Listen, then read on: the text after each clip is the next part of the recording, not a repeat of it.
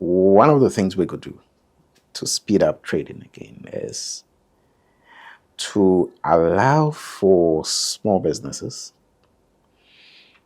and even large businesses to trade without rules of origin for a limited period of time. To get them started. Just to get them started. Now, there are going to be a lot of loopholes if you do that. And you're going to have a lot of products that are not completely compliant.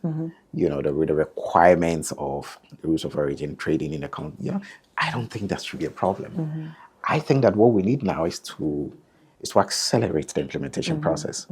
So I've made this argument on multiple platforms, and sometimes people push back and they say, yeah, but you know, you don't want to do that, because if you do it, then you encourage non-compliance. And then it becomes floodgates. But I look at it differently. I actually think it's a lot easier to get people to comply after they have tasted it. And they are like, oh, this is good. You know, I want to keep shipping. How do I now do the compliance, right? Rather than if they don't get to taste it and you do all the cross all the T, you know, T's and dot all the I's and everything is, you know, and then you say, hey, now you can trade because I'm done and I'm ready. People would only trade if they feel compelled, if they think that there's a reason to go through that whole process, you know, to get certification and all of that, right? So my view is that you could establish, you know, some sort of like cap and say, any product valued under, say, $10,000 can be traded under AfCFTA without any rules of origin, you know, paperwork. The only thing you need is to be able to show that a product was, you know, has the, if it's made in Ghana, it's got a made in Ghana. Of course, anybody can put a made in Ghana stamp, right? But typically, you need a standards authority to certify the product, you know, or the FDA to certify the product that is locally produced. There are these proxy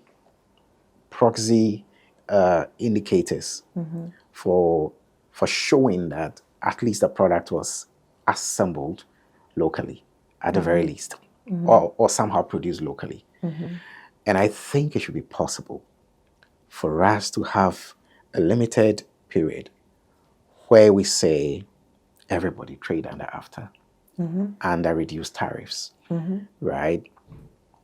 And after 2 years, we are going to get everybody to now start doing the compliance. We can try that. You know, perhaps it's a bit distractive of the process, but I personally feel that is one of the things we need. What do we have to lose? What are we trying to achieve? Right, because all we're trying to achieve is get our people trading amongst, you know, each other. All we want to do is to compel small businesses to start looking for buyers in other African countries, you know, to get them thinking Pan-African, you know, when they think about markets, not just local or Europe, but they think Pan-African.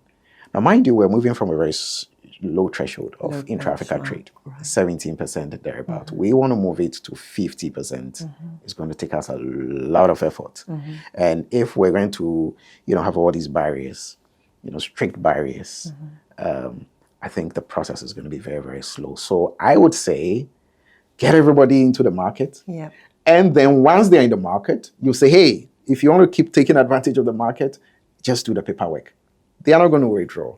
Right. They will do the paperwork in order to stay in the market. So get them started and stimulate them to start looking for solutions to solutions to the barriers, you know, and then and all of that. So I hope that this is an idea that, you know, will somehow fly. It will fly. Let's hope it will fly. For more news, please visit our website graphic.com.gh or follow us on Facebook at Daily Graphic and on YouTube and Twitter at GraphicGH. Subscribe now.